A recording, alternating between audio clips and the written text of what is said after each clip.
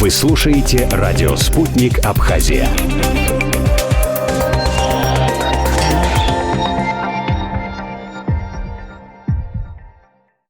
Как вы отнеслись к этой новости? Министерство иностранных дел Республики Абхазия 10 июня уже в своем заявлении обозначили серьезную озабоченность продолжающимся процессом модернизации военно-промышленного комплекса Грузии и наращиванием его военного потенциала. Что вам сказать, интенсификация процесса милитаризации Грузии за последние несколько лет при поддержке стран НАТО, несомненно, влечет прямую угрозу для национальной безопасности Республики Абхазия. Конечно, заявление министра обороны Грузии о начале совместного польско-грузинского производства разведывательных беспилотных летательных аппаратов в Грузии на базе созданного предприятия «Дельта Вебе» вызывает обеспокоенность и в нашем ведомстве. Если посмотреть боевые действия в Нагорном Карабахе, допустим, в ходе которых мы увидели видеокадры ударов беспилотных аппаратов по наземным целям, вызвали в свое время всплеск интереса к этим боевым дронам во всем мире. В них многие увидели символ будущих войн.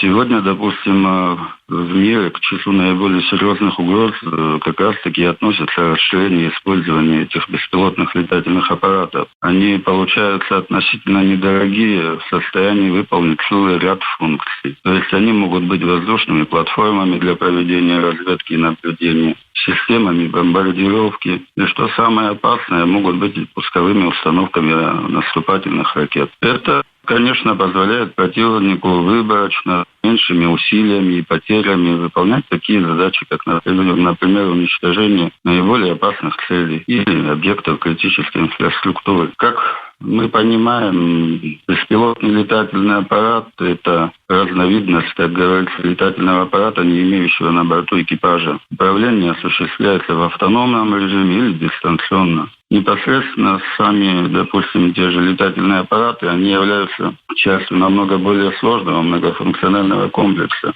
То есть, в отличие, допустим, от пилотируемой авиации, беспилотные летательные аппараты требуют дополнительных систем. То есть, там недостаточен сам беспилотный аппарат. Там необходим пульт управления оператора, программное обеспечение, каналы передачи данных, и также элементы, необходимые для выполнения целей полета. Скажите, пожалуйста, вот беспилотники, с ними бороться, сбивать легко? Как с ними бороться можно будет?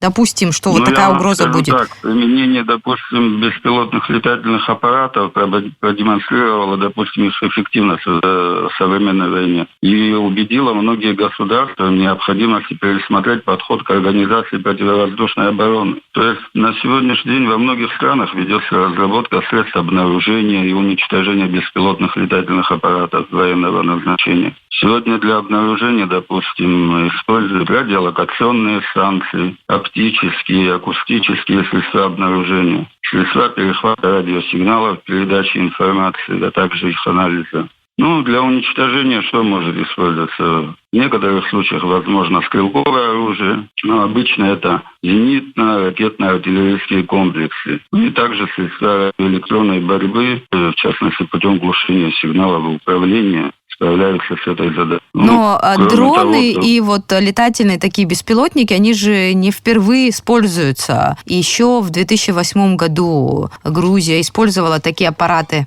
Да, конечно, использовала. Есть опыт борьбы с ними в том числе? Опыт борьбы, конечно, есть. И на сегодняшний день они совершенствуются. Допустим, если говорить, что разработаны, допустим, специальные средства, позволяющие их сбивать механически, выводят из строя электронную начинку на расстоянии, блокируют нормальную работу, допустим, радиоканалов управления или спутниковой навигации, проводят перехват управления. Для борьбы иногда могут использовать, допустим, и другие беспилотные летательные аппараты. То есть такой опыт борьбы есть в Абхазии, и эта новость, где-то, может быть, напугала население, может быть, но есть что противопоставить тоже этому. Да, у нас, в принципе, идет работа в этом направлении, какие-то сведения есть, но раскрывать, конечно, мы их не будем. Вы слушаете радио «Спутник Абхазия».